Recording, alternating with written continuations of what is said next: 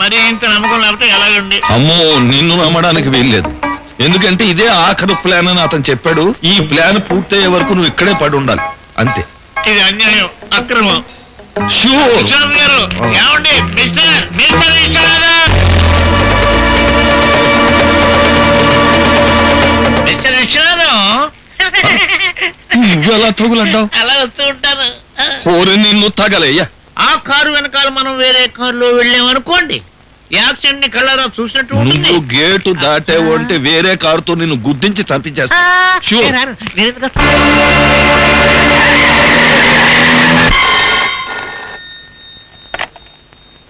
Yes, విశ్వనాథాన్ని మాట్లాడుతున్నాను. ఎవరు?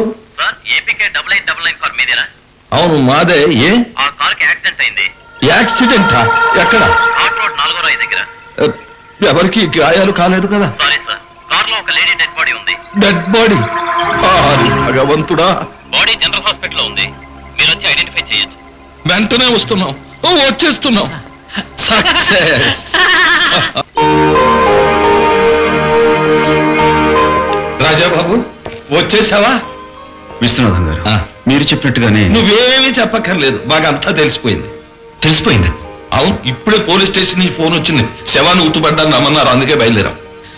దెబ్బలు ఏం తగలేదు కదా? వెరీ గుడ్ బాబు.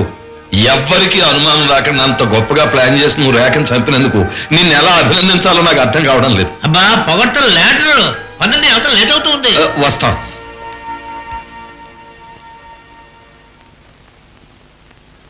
ఈ వీడియో మీకు నచ్చినట్లయితే లైక్ చేయండి, షేర్ చేయండి.